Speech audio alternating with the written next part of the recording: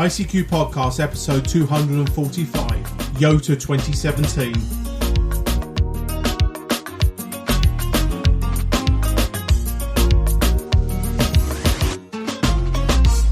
Well, hello fellow amateur ham radio operators, and welcome to this, a special episode number 245 of the ICQ Amateur Ham Radio Podcast. This episode we sent Martin M1MRB and our other Martin, Mike Zero Sierra Golf Lima, to Gilwell Park for the Region 1 Youth on the Air YOTA event that was taking place at Gilwell Park this year in the UK. The two Martins who interviewed many people at the show, including the RSGB, the organisers, the helper-outs, and more importantly, the youngsters who were getting on the air and their activities they were involved in over the week-long period of YOTA. We hope you enjoy the episode and the interviews that the two Martins have put together for us. And of course, we would like to extend our thanks to everybody that took part in the show, and including the RSGB, the organisers of the YOTA, the chaperones, etc., and of course, obviously, the young operators themselves. As always, guys, we hope you enjoyed this episode. So I'm with Lisa, PA2LS. Lisa, I saw last time I met her was in Friedrichshafen when she was handing over the pennant to the RSGB to do YOTA 2017. So Lisa, tell us about yourself, and I know you've been involved with YOTA for a long, long time. So tell us a bit more about it. Yes, that's correct. So I'm Lisa, Papa Alpha Lima Sierra, and I'm the chairman of the youth working group of the IRU Region 1, where YOTA is part of our youth program. We are this year also really happy that RSGB is hosting YOTA here in the UK. Yeah, YOTA is part of the youth program already for a couple of years, and yeah, we're doing many youth activities and try to get more youth interested in ham radio. Yeah, well, that's very good. Well, looking around, this is obviously the first YOTA event I've been to, and there's a lot going on. And in the 7 years where you've been in the head of YOTA, you must have seen a lot of changes. What are the biggest changes you've seen, and does it sort of grow every year? That's a good question. First of all, YOTA is every year different. It's of course in a different country, and every society makes also their own YOTA. That's always a big change. And it's also growing. I think the first YOTA we had about 30 participants, and now around 80. But the most important is that there are around 30 countries, member societies also taking part. So it's really going global also. Yeah, well, I'd say, talking about going global, and I might be putting you a bit on the spot here, but two of our presenters are US-based, and we have a large US listenership, and they kind of feel that this would be a good thing to happen in other regions. This is a Region 1 thing. Is there any chance that YOTA will go worldwide? Yes, this year we have two Japanese participants here in the UK. Of course, we hope that YOTA will go also to Region 3. Last year we had two participants from the US, and maybe it also goes to Region 2. There's a lot of interest there, so if they started simple, it would be great if it goes there as well. Yeah, well, if it's anything like I've seen today, let's hope it does go worldwide, because this is just a fantastic event, Lisa. And I say you've done a really brilliant job over the last few years. Yes, thanks. I think the most important is that all the young radio amateurs are having a lot of fun, and they make a lot of friends in this week. They certainly do. And I've got to say, Lisa, if I was 40 years younger, I'd be fighting to be here as well. Thank you very much for your time. Thank you. Hi, Lawrence. I'm at Gilwell Park with Lawrence, and you are doing foundation license practicals here today, aren't you? Yeah, morning, Martin. Good to see you again. And yes, we're here with the YOTA group for 2017. All of the candidates and delegates to this week's event have been registered for foundation license exams. So obviously there's a practical component. Because we're in the shack here where they're all getting a chance to operate the special event station, GB17 YOTA, they're going to get a chance to do a lot of the practical exercises. So they're going to get to do things like operating an HF transmitter in SSB, making an HF SSB voice contact, signal reports and exchanges. All those things that are in the practical license, they're going to get to do. But we're also including the VHF contact, so we've got handhelds, we've got a base radio in the shack, and we're getting them to do those contacts as well. That way we get half of the foundation practical signed off in the shack today, and then they've got to do a few more bits and pieces. They're doing ARDF during the week, so they're going to get a chance to build antennas and build some SOTA beams, so plenty more opportunity, and then they'll do their foundation exams later in the week. Well, that sounds brilliant. I mean, they've come here, the youth on the air, operating, doing all the bits and pieces, but they're going to end up with a UK foundation licence as well as their own licence. But it's interesting that you've brought them over here for a jolly and they're going to have to sit an exam. Yeah, I think they all knew that they were going to be signed up for that, and it's something that quite a lot of them are very keen on. I know some of the other YOTAs around the world, around Europe, that have been conducted have offered licenses from other countries. I know they've attempted things like the ARRL exams for the American license when they've had enough volunteer examiners. Now, we couldn't offer that here, just not enough time, not enough volunteers to actually offer that as well.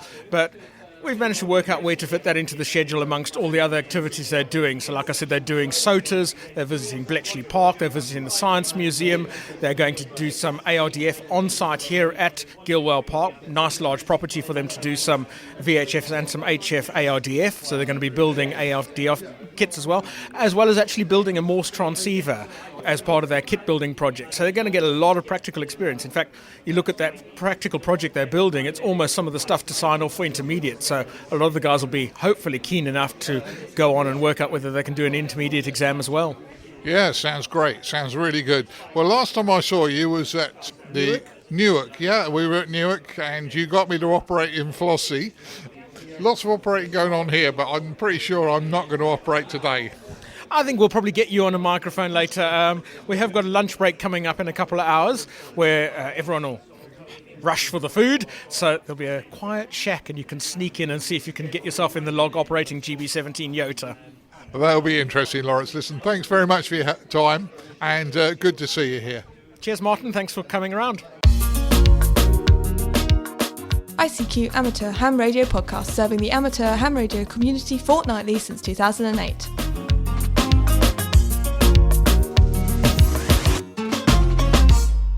I'm with the Croatian team over at YOTA 2017.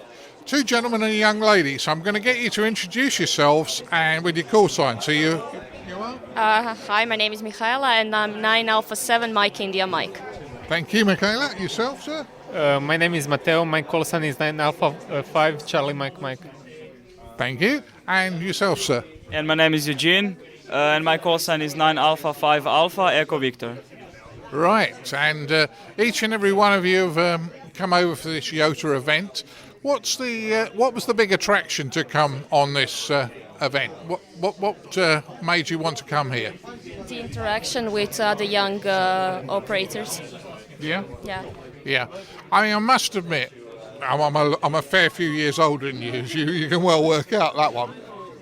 I do think that youth in our hobby is very, very important. I think a lot of the things happen because people not a lot of youth come into this hobby because not a lot of people understand our hobby. But there's a lot of things you're doing. At the moment you're on 17 metres, so what do you think? Well, 17 is not really busy, but we don't work at 17 in our country very often, so it's a opportunity.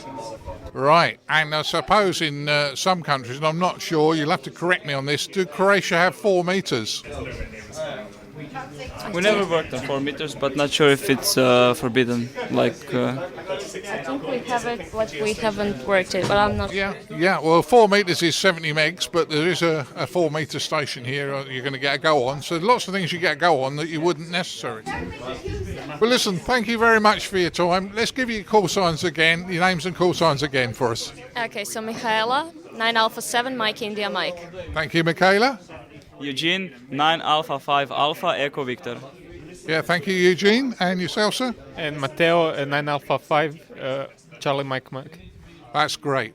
And it's really easy for me because I've just worked 3 lovely people from Croatia at about 2 foot distance. So thank you very much for your time, guys. Thank you. And enjoy your stay at YOTA. Thank you. Thank you.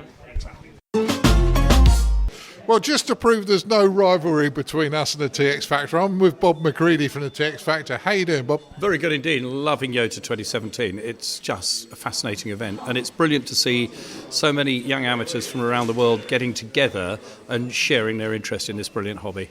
It certainly is. I mean, we've spent some time talking to some youngsters. They are thoroughly enjoying it, and we just spoke to a couple of young ladies, which is quite unusual in our hobby, and they are really enjoying the antenna build. So. Yeah, and they're from Bulgaria, and they were telling us that there's not a lot of organised activity for them where they live, so they haven't got a club. So I think one of them, her father's an amateur, but for them to be involved in something like this with a group of other people, learning practical skills, as well as just the operating, but this building an antenna that they're doing here in this SOTA session is absolutely fantastic for them.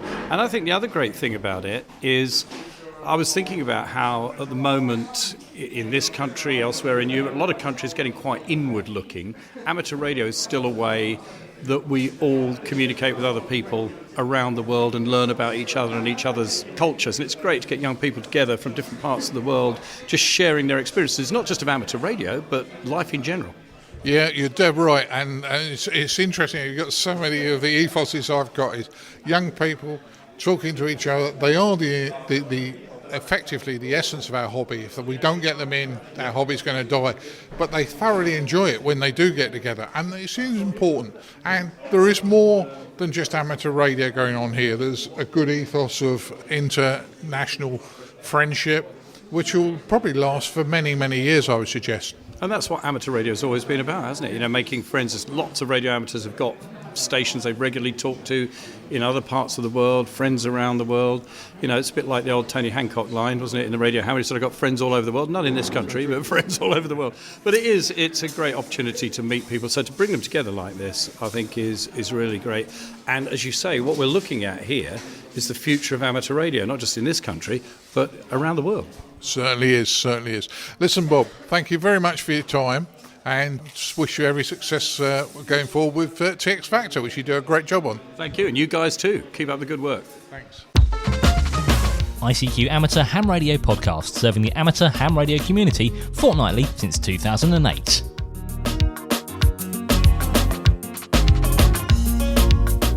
Keep your amateur ham radio podcast advert-free by donating less than a length of coax. Visit www.icqpodcast.com/donate now.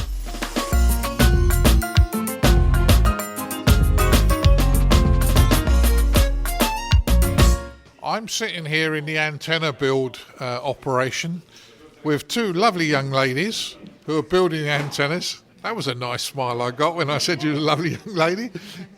And I wonder if you can tell us what you're exactly up to, and first off your name and your call sign and what you're up to. Hello, my name is Gergana. I'm Lima Zulu 1, Zulu Yankee Lima, so I'm from Bulgaria. And we are currently building a 17-meter antenna, a ground plane, and we are basically trying to put it all together. That sounds interesting. I see some of the bits on the table, and I assume this is part of the SOTA beams bits. 17 metres, do you have access to it in your country? And I'm being ignorant on this. Yeah, we do. There is not much happening on 17 metres, so it's not a frequently used one, although we have access to it. Yeah, I mean, 17 metres is one of my favourite bands, and it never seems to be happening much until late afternoon. In the mornings, you can forget it. Late afternoons, it starts to come alive, but very interesting. So, you're here for the week. What are you looking forward to doing most? I like the practical work the most, although I'm not the best at it, but I think because there's a lot to learn, I find it also the most interesting. Yeah. Well, don't worry about not being the best at it. The thing is the enjoyment and enjoying what you're doing rather than worrying about whether it's the prettiest piece of build or not. The important thing is to actually do the build. Indeed, and as long as it works in the end, even though it doesn't look so good, we can live with that. But I'm sure it looks good, because what I'm seeing in front of me looks pretty good, so that's good. Now, the other young lady, she's going to talk to me. What's your name and call sign? My name is Veselina, and my call sign is Lima Zulu 1, Victor Sierra Tango. And I got it last year after YOTA 2016. It was really interesting and a nice experience for me. And now I want to do even more here in London. And I'm expecting a lot of things. I want to see the town, the city, and I find building antennas and we will build some other things most exciting for me. Right. Well, as I say, I'm sure you're going to enjoy yourself in London. Building the antennas, you look as though you're having fun there, so that's good. And you're obviously enjoying yourself, so that's good. And it's nice to see young ladies in this hobby because, in fairness, and I'm not trying to put you off, it is a predominant male hobby, and there's no reason for it. There's no reason why young ladies shouldn't be in the hobby because it's equally interesting. So it's good to see the pair of you sitting here and enjoying yourself with big smiles on your face. So it's really rare to hear a woman in the radio, but it's not. I don't want to be this way. Well, as I say, thank you very much for chatting to me, the pair of you. And I know English is not your first language, but you speak very good English because I don't speak Bulgarian. So thank you very, very much for your time. Thank you. Thank you. Well, I'm sitting at the kit building table, and we have the UK YOTA team here with us. Guys, I'm going to pass the microphone around the table. Please identify yourselves and your call sign. Hello, I'm Jonathan M0JSX. Hello, my name's Martin M0YRM. That's 3 Martins in a row here. Yeah. And I'm Milo 2E0ILO. I am Peter M0SWN. Right, and 4 of you here. Are you enjoying? I'm gonna pass it round to you, but are you enjoying it so far, Mike? So far so good. My board is coming together quite nicely. I'm just putting some ICs on at the moment, which is hard. Okay. So what are you actually making? Explain to the listeners. What are you actually making? It's a CW transceiver for 17 meters, which sort of fits in with the theme of YOTA 2017.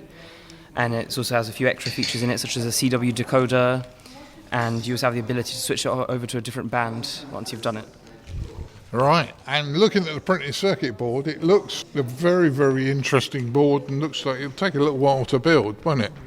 Yeah, it's quite in-depth build, but it's all good quality. We've got a very detailed instruction booklet, so it's accessible to all the people here. Yeah, well, I believe this kit was produced by Hans Summers, who's a very well-known QRP gentleman and a very clever gentleman. I have met him in the past. He probably won't remember me, but I have met him in the past. And certainly, I wished, yet again, Martin, I wish I was 40 years younger, because then I could come and play as well. So, That's nicely, Martin. They might get you a soldering iron. Oh, I've been known. But I don't see you building a kit, sir, Milo. No, yes. So I'm the team leader for the UK team, and I'm also a stream leader here for the event. So I've got about 15 young people I'm responsible for. So what we're doing is we're just going around today. We're helping out, and we're making sure everyone's sorted and knows what they're doing.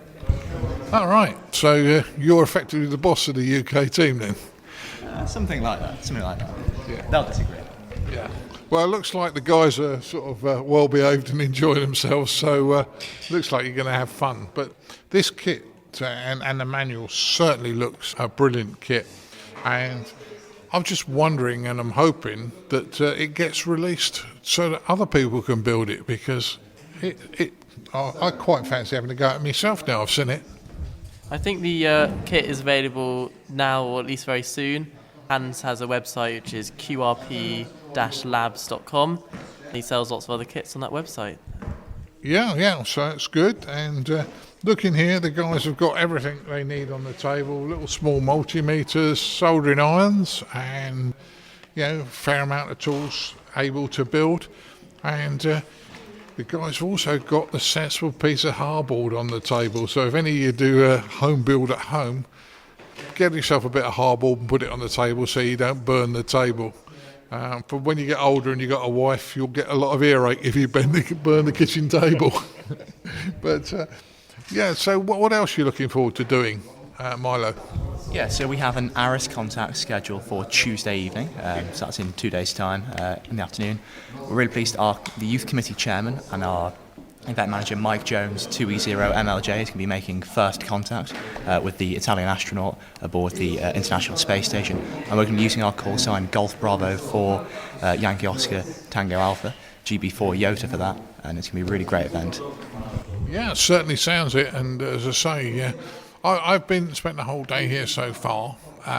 There's a lot of international friendship going on. A lot of people sort of, and I know at the moment you're working as a UK group, but there seemed a lot of people working and sharing help and in other areas. So I guess that you're going to have a lot of fun over the next few days, guys. Certainly. We have our intercultural evening this evening, funnily enough. Intercultural evening tonight that we're very much looking forward to. We've all brought from our own countries a selection of foods and drinks and other staples of our countries and our cultures, and we're going to be sharing that. We're looking at that from those from Europe and around the world in IARU Region 1. And it's going to be really great to meet people and have a good chat. Right, so spill the beans. Culturally, what are we showing? Fish and chips? I think we've got some tea and crumpets, a few scones, Walker's finest selection of exotic crisp flavours, bit of iron brew. Not sure what else we've got. Pink lemonade. Pink lemonade?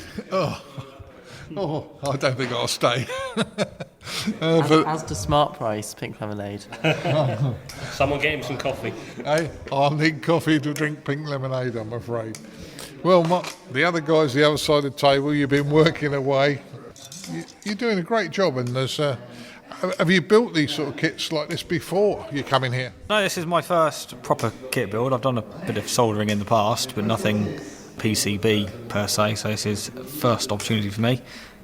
I think I'm getting the hang of it. It's different to what I've done in the past, but I'm getting used to it.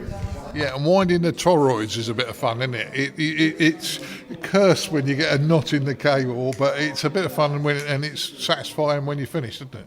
It was a good bit of fun because it's not just one winding. I've done toroids in the past, it's just been one or maybe two windings, but it's one winding with a couple of loops in it to create the secondaries, and so there's 3 secondaries on this particular toroid, so it was a little bit interesting trying to do that, and the wire was very, very fine, which made it particularly difficult. Yeah, well, it sounds fun, and looking at it, you've done a very neat job there. I see there's a surface mount chip. I assume that was pre-soldered, was it? Yeah, that was on the board already. So everything else is stuff that we've had to put on, but the actual surface mount stuff was already there. Yeah. So Martin, how are you enjoying building your kit? Yeah, I'm enjoying it quite a bit because this particular kit, what Hans has done from QRP Labs, is it's a typical analog receiver transmitter chain, but he's added in a lot of interesting digital features alongside.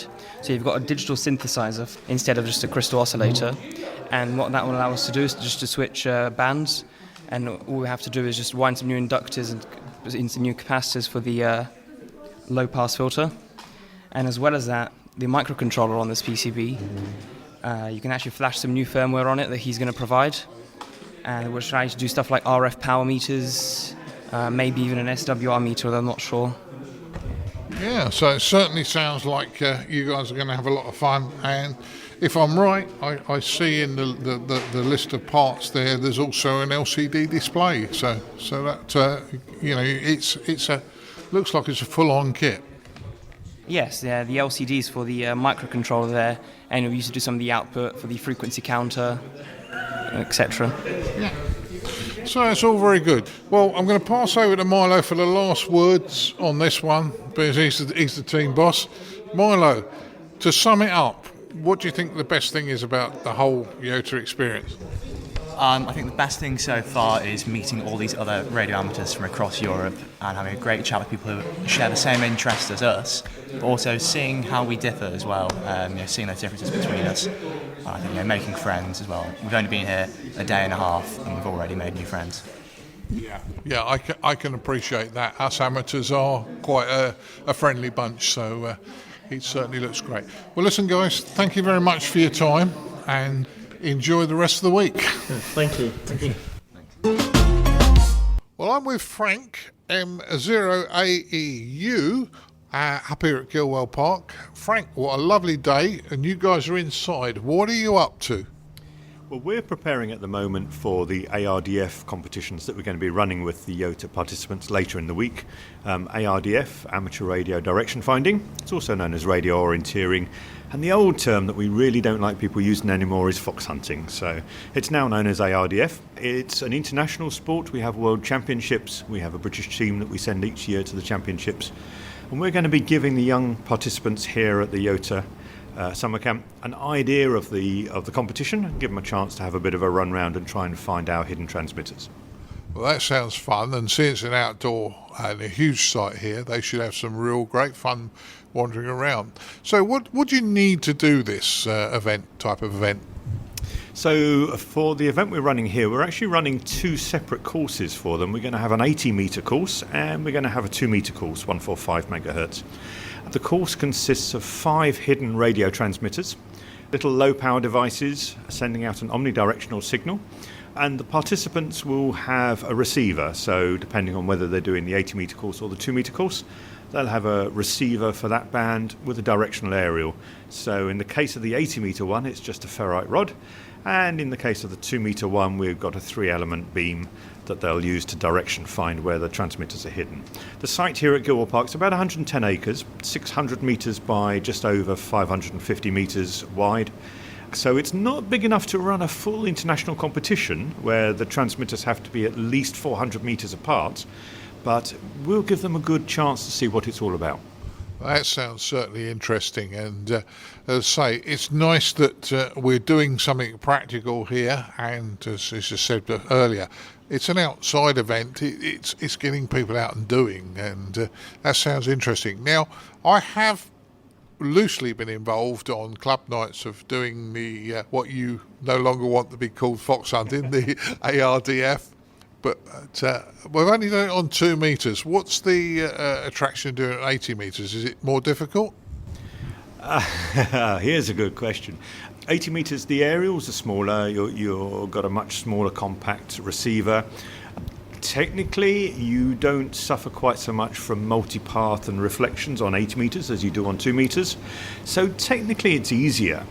But we run the direction finding here with the scouts on a regular basis, and for them having the larger 3-element aerial on 2 metres is more attractive. They understand the concept of direction finding with them better, and it's a real sort of sense of achievement seeing them run around for their peers to see them running around with a large aerial, and they enjoy it better with the 2 metre kit.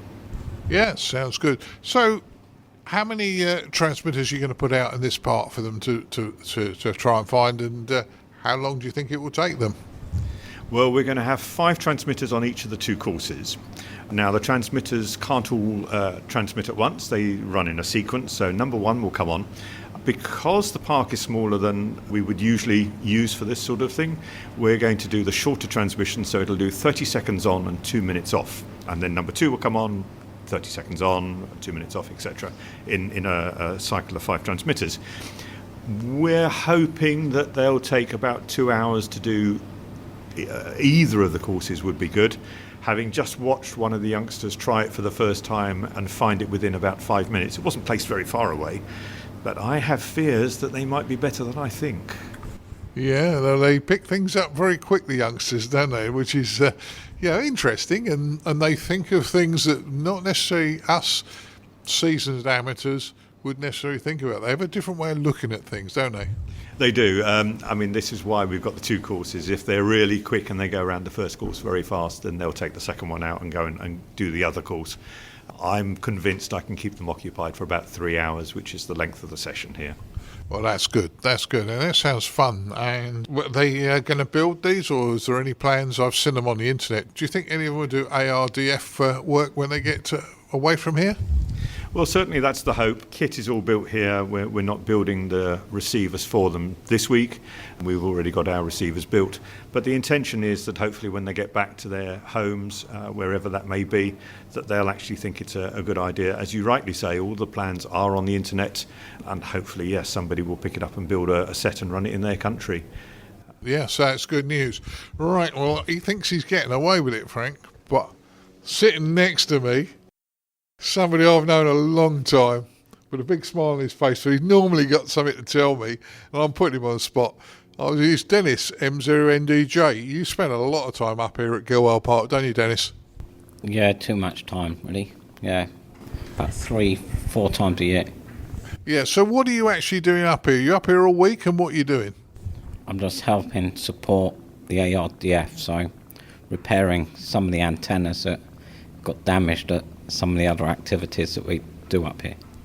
Right, and I noticed that looking at the gear you got up here, there are 2 different types of antennas you're using, and equally, they look very similar to the ones we used to run around the park on a club night. Yeah, half of them are mine, and half of them are Frank's. So Frank got me into it, unfortunately. So it's Frank's fault then, is it? It's Frank's fault, yeah. So, you're up here while they go out and do the run round. Then are you going to monitor and police the event? Well, technical support. So probably show them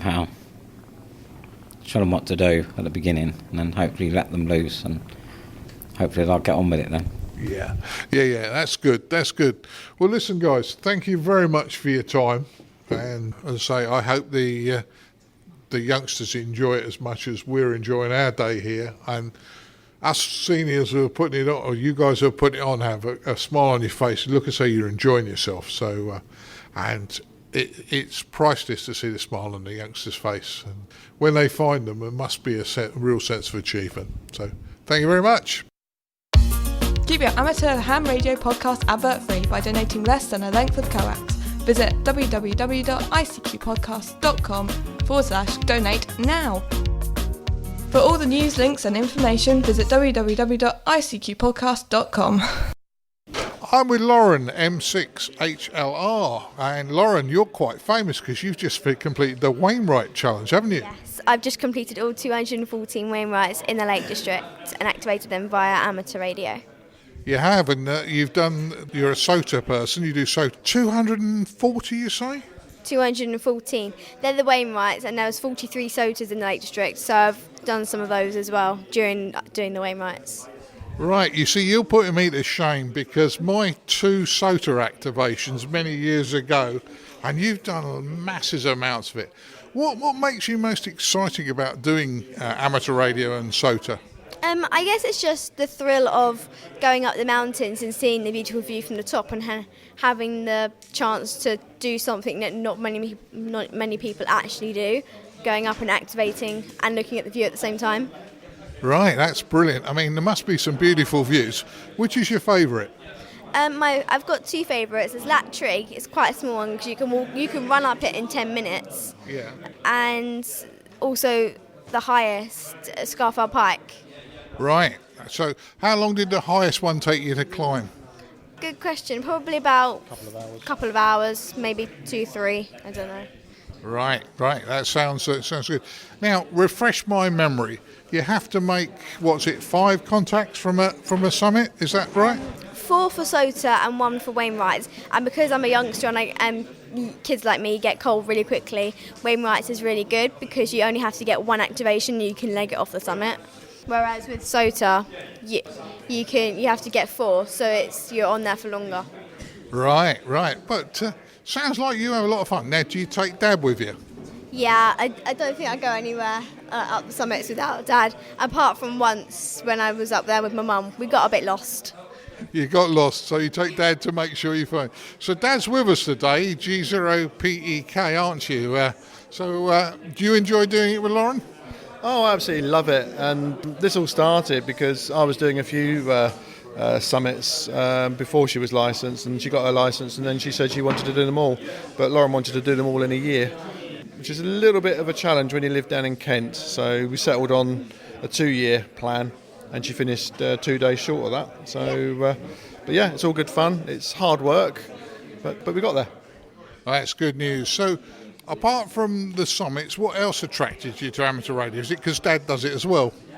Yeah, well, when I was younger, I didn't say kid this time.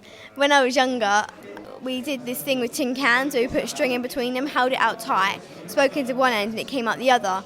And I thought that was the same with radios, but it just had invisible string between them. And Dad said I wasn't actually that far off. So that's what got me into it at the age of 4. Was it 4? 3. Or 3. 3 when she figured that out. At the age of 3.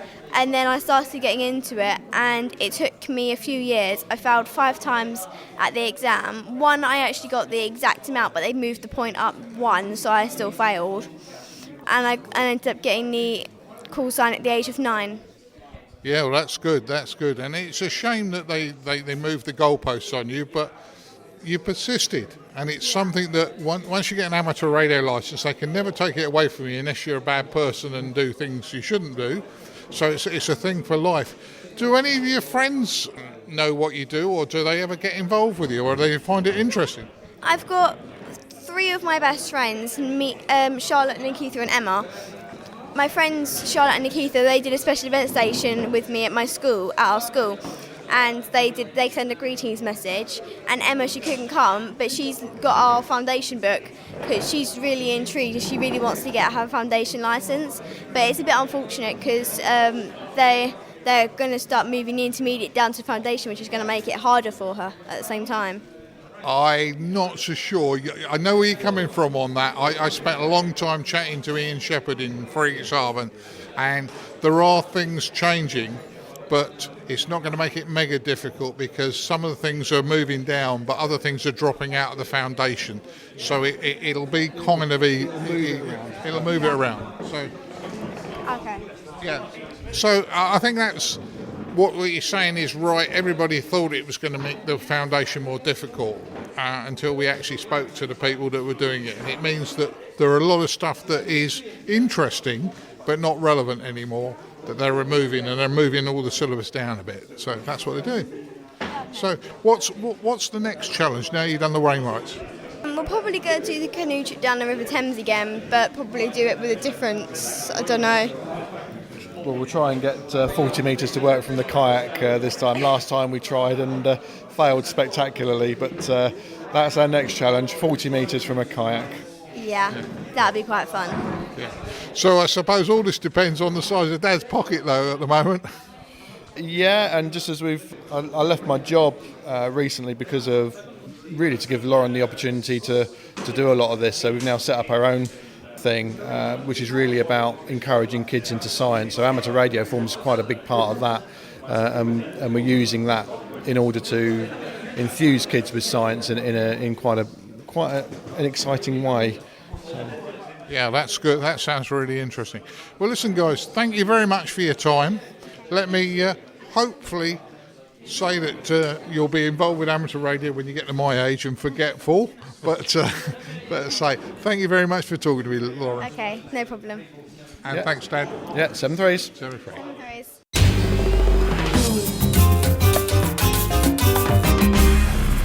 The ICQ Amateur Ham Radio Podcast, serving the amateur ham radio community fortnightly since 2008. Well, standing here in the park, glorious Gilwell Park, I'm with the 2 main men who will deny all knowledge of this. I'm with Steve Hartley, G0FUW, and welcome Steve, and Hello. Steve Thomas, M1ACB, which we last saw in Friedrichshafen. You did. So, guys, tell us about the organisation. I know you've both been involved. Steve, you the main project manager, aren't you? I've been the project manager for my sins, and this is actually the culmination of probably 2.5 years of planning. When the youth committee first came to me and said we should host YOTA, it sounded like a really good idea, but the work we've had to put into to make it happen has been phenomenal. And we submitted the bid probably 18 months ago, and we heard a year ago that we were successful. So there's been detailed planning for well over 12 months to make this occur. Well, my sort of looking around, it's well organised. I'll give you guys, you've done a brilliant job at this. the youngsters all seem to have smiles on their face, and they're all doing. The smoke and mirrors is working well, then, Steve. Absolutely. Yeah, smoke and mirrors. Yeah. What is this ham radio stuff? Yeah, absolutely. Yeah. When Steve was talking then, I keep thinking it's really like the Olympics, that you bid for it and you really go all out to get it. Then you spend a few years wondering why on earth you did that. Because of all the work it goes into it. But when you see them here, then you know why. Yeah, absolutely. Yeah. I think we've got to track down the Germans you told us about that cycled all the way here. Cycling Germans. Cycled all the way from Germany. I think it was 700 kilometres they cycled, the two of them. Yeah, well, with radio gear and everything as well. Yeah. Well, that was bad enough driving back from Friedrichshafen, but cycling here, that's got to be really keen. Yeah, that's the ultimate home brew, is to get your own transport to a radio event as well, which was fantastic. Yeah. So as I say, there's lots of things going on here. There's some people are out doing visits, but there's antenna building, there's kit building going on, there's operating going on multiple bands. You know, it must have taken ages for you guys to set it up. It has, but the main reason that it's happening are the volunteers that have chipped in to help us. For example, the cam hams that are doing the special event station, Kevin and Lauren Richardson who are doing some of the SOTA work. We've got various clubs have sent representatives to do day stints or 2-day stints, which if we didn't have that volunteer support, we couldn't make it happen. And even down to the people just driving the minibuses and things like that. But it's very difficult to work out how to pick up 80 youngsters from, 3 different terminals at Heathrow, 3 other airports, all at the same time on the same day, just about. So it's been a big logistical challenge, but it's been the volunteers that have allowed us to do it. Absolutely. Yeah, well, that's really the good part of the hobby, and I would guess that every one of the people that are here, including us more senior members, will remember this for a long, long time, because you know it's really worthwhile, and just looking at the smiles on their faces. Yeah. Well, I think the phrase I remember from when I first got involved with amateur radio was international friendship. This is it. Yeah. It's happening. I was talking to Lisa earlier, and she was saying how things have changed, and we were talking about potentially other regions doing this. And I know 2 of the ICQ podcast presenters actually live in the States, and they were saying this is just something great. And I know Dan Romacek has actually worked. One of the guys that was involved went to one of the YOTAs, but let's hope it goes worldwide, because if it's as good an event as this and you do it worldwide, I think it just has to build our hobby, doesn't it? Yeah, absolutely. And I think it goes beyond what's happening here at Gilwell Park. There are clubs up and down the country who are running YOTA events so that we can not just do the 80, 90 people here on site, but lots of other young people. And I think it's the Port Sea Scouts. They've got a barbecue running. They're operating stroke YOTA, hopefully working the special event station here. So it isn't just here. The UK, across the UK, there are events going on to get young people, to show them this is fun, it's something they want to get involved in, and something they can learn from. Yeah. Specifically wanted to find a way to get those clubs involved so that it wasn't just a central event that nobody else could touch. So that's really why we try to get the other clubs working. Maybe it's worthwhile doing as a yearly, and I'm not going to get you to commit to this, but doing it as a year. There was a YOTA month though every year. It's December, I think. December, yeah. And maybe we should try and promote that more through the clubs, because the other thing is, and maybe out through the schools, I don't know, newsletters and one thing and another, because the thing is, and we've talked about this many times, we have 2 youngsters in our club. They're now about 19, but one of them got his licence, and his friend went round his house to take the mickey out of him for having a licence. Thoroughly enjoyed what was happening, and has now got a licence and very active. And I think the problem is that the hobby is developing all the time. So stuff that may be in fashion, say 30 or 40 years ago, is still very relevant today, but the hobby's moved on, so it's good. Well, I want to agree with that, definitely, from something you might have heard over in the shack today. We were talking to one of the girls that's here, And I think she's university age, but she's studying some really good technical stuff at university, all about sensors, I think it is, electronic sensors. And Elaine and I were saying that those sort of skills, you weren't able to study those when we were learning, when we were going through education. And it's important to know that technology's moved on, and so are the people that are interested in amateur radio. They are now studying other more advanced pieces of technology than the rest of us can actually, than we had the chance to. So they're moving forward with amateur radio, and talking to these youngsters that are here, it's really woken me up to that. Yeah. Well, as I say, I think what's happened with the youngsters is they come in and they see one part of our hobby which excites them, and our hobbies, I often say, like about 3 yards wide or 3 metres for our metric people, but we only play in a small part of it, a pinch of it. Most of us play in a pinch of it, and then we get fed up with that and we move to another bit and another bit. And it's finding the right bit to get the youngster that's interested into our hobby. Now, that may not be Morse, that may not be contesting today, but it could be in 5 years' time. And I think the different youngsters have got different takes on it as well. We've got some young people here who are absolute black belts at Morse and take part in contests. We've got others that say, well, don't like contests, but I love doing data things, and others that do construction. And I've just heard one of the youngsters who's just built a 17-metre antenna worked the YOTA station across the other side of the site, and he was every bit as excited at that as working ZL for someone else, so each to their own, and everybody gets something different out of the different activities. And there's some very experienced youngsters, as you were saying here, but technically experienced as well. One that I picked up from the airport yesterday, German guy, is busy building his own HF transceiver using a red Pataya DSP board, and he's building that from scratch, but he's also doing all the engineering for his own rotator, and I mean he's engineering all of the cogs in the rotator and building it from the ground up.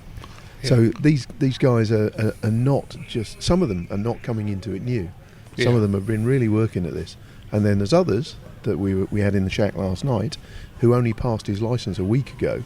He's here, and he was working a big pile up on 20 metres last night, finished about midnight, gave us a big thumbs up as he went out of the shack, because he just worked 65 people and they were his very first contacts. Yeah, that's brilliant. That's a brilliant So we've story. got the whole spectrum here. Yeah, but it is good, and you say there are lots of people that are doing all sorts of interesting things, and we don't always find out about them. And this sort of event, I mean, they're ambassadors for their own country, they're ambassadors for us, and I think the practical element you've got going here over this week is also very important. I mean, we talked about on the podcast last episode the different licenses and number of questions you had to pass for different countries, and the UK seems to be the only one that does a practical.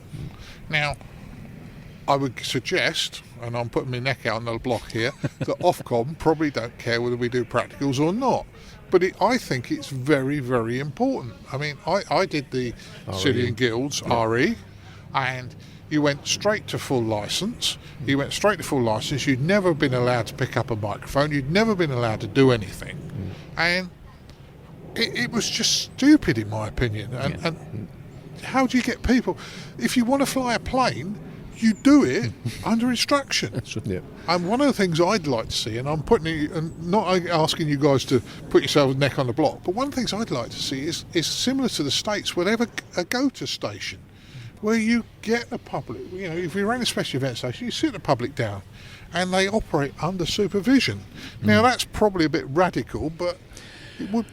Well, they can always been able to pass greetings messages, of course, which is a subtle difference from operating. But as soon as you register on a foundation course, you can operate a station. And some people think the foundation is about having one contact, tick in the box, you've done it. It's not. It's about getting some competency. So sitting at the club station, operating there in a contest, or just rag chewing, all of that is experience that builds up that competence, and being able to do it before, with somebody sitting next to you who's been there, done it, got the t-shirt, I think takes the fear away from that initial contact. I remember sweating furiously when somebody answered my first CQ, and there was nobody there to turn to help. Yeah. The new system's just superb. Yeah, and the other thing is, and let's be honest, there's 4 of us around here because Martin is also recording. We're all licensed for license holders. God, don't you remember, boys, how we were all mic shy? Oh yeah, absolutely. Yeah, all mic shy, and nobody to help us. And now it's just so much better. Yeah, absolutely. That's another thing. What I've seen in the country teams is that they're helping each other. So I've seen them operating, and 1 or 2 less experienced, and just in their country teams, they're helping each other because they're in competition. They want to get more QSOs on the board for their country. That's very good. Listen, guys, I've taken a lot of your time, and Steve's got more things to do. So, listen, thanks, guys, and I wish you every success for the rest of the week, and I'm sure it'll be a mega success all Well, round. thank you, and thank you for coming along. Oh yeah, great to see you here. Thanks. Yeah, thanks, guys. Well, hopefully you've enjoyed our feature on the YOTA 2017. As I say, Martin Rothwell, M0SGL, and myself left fairly early in the morning, had a fairly nice drive up. I got him up, I think, but we had a fairly nice drive up, and we got looked after pretty well, didn't we, Martin? It was really nice. We were offered coffee as soon as we arrived. I mean, honestly, you and coffee is always a dangerous combination. But yeah, they looked after us, and it was good to see the amount of stuff that was going on there. The Cam Hams had obviously set up a whole radio station as such for pretty much every band we have. So it looks like the kids were really enjoying themselves there. They were. And, I mean, you decided you didn't want to do any of the microphone stuff this episode, but you were playing with your new toy, weren't you? I was, yeah. I mean, don't get me wrong. I'll always do interviews. I'll always take part whenever the opportunity's there. But you were doing so well, and I thought, no, I've got my new toy, my new audio recorder to play with. So I'll sit here and be your sound man, and we'll let you hold the talkie stick and go and chat to the youngsters and see what they're up to. So yeah, I think you did a sterling job there, sir. Yeah. Well, I think the thing is that from my point of view, as I walked round, everybody seemed to have a smile on their face. Everybody was happy. It didn't matter whether it was a YOTA member of the YOTA team, the youth team, whether it was a helper or an organiser. Everybody seemed to be happy, and it was going well, I thought. Absolutely. I mean, I have to think back to. I don't think I had many opportunities to do anything like this, but I think back to things that we had to do when we were with school and things like that, and. Some people went along and absolutely love it. There are certainly things that the school would have made us done, and certainly since then that you go and do that, not exactly excited about. But you're absolutely right. Everybody there, from the staff, the helpers, the youngsters, everyone, smiled from ear to ear. They were all enjoying it. Every single one of them had handhelds. They'd all brought their own toys across with them, as well as taking part in the activities, building things, taking part in the on-air contacts, that sort of stuff. They were all absolutely loving it, and it's a great thing to see, and something I wish I'd have had the opportunity to get into when I was younger. Well, I mentioned a couple of times if I'd have been 40 years younger, I'd have tried very hard, but it was good. It was good fun. And do we need to set something up like old people on the air, like get you on the air, eh? Yeah. Well, Lawrence tried, but unfortunately I didn't get back to the shack. But it was good, and I'm almost wanting to build that kit. I'm almost like move aside, guys. Oh, what, the CW transmitter? Yeah. I don't do Morse, but looking at that, it was slightly more than the kits that you get from your high street retailer like Maplins and stuff. Which don't get me wrong, great for teaching soldering and components and stuff. But it was more in depth than that. I've done lots of mini kits before, but I liked the look of that, and it's almost the sort of thing of. I'd like to learn my call sign in Morse and a couple of other bits. So perhaps you and I could build one and have a contact on this little thing we've made. I know, I think Chris has built the MCARS 80. I think you've built one as well. It's sort of a similar sort of thing to that, I think, in its design, isn't it? It's very similar, I would guess. It's got lots of extra functionality on it purely for Morse, whereas the MCARS is SSB. But very, very good. Very good. And you're right, I might have a go building one. However, I've already promised I'm going to do satellites, and I've promised I'm going to do lots of other things. So, yes, I probably will, but probably not in the next few weeks if you on that one. Now, did you want to admit to you almost making poor Steve Hartley fall out of his chair? I think we probably have to, don't we? Well, as a number of people on this podcast will know, that I don't take things too seriously. And we've talked before. We often say things like 10-4, and just a little nod to the good old days of 11 meters, shall we say? And yeah, we might have been doing a record with two gentlemen from the RSGB. I'm not sure what are their exact positions in the RSGB, Martin. Well, Steve Thomas is the general manager, and Steve Hartley is on the board and looks after youth, I believe, and training and that sort of thing. So, two fairly senior members of the RSGB. For those outside of the UK thinking who are the RSGB, they are effectively our member body that we pay to belong to, who stand up and promote amateur radio. So, two fairly senior members of that, and we're preparing to do an interview with these gentlemen who are talking into the end of their microphones to give me some levels. So how's that sounding? So I'm sort of sitting there. Yep, it's just adjusting the levels. Said, and they're doing the standard CQ call as we all do in amateur radio. Said, how can you hear? Can you hear me okay? And I just couldn't resist the response to respond to these two guys from the RSGB. 10-4, good buddy, loud and clear. You did. The look on their face. It was. And I apologise now, but they did see the funny side. They did. It was fun, but I say it was good. And all in all, I think the worst thing for me about the day was that I had to leave and come home. I would have liked to have stayed there all week. I didn't realise at first it was going on all week, but yeah, I mean, even looking now on Twitter and on Facebook, the pictures that are coming out of there look absolutely like they're having a whale of a time.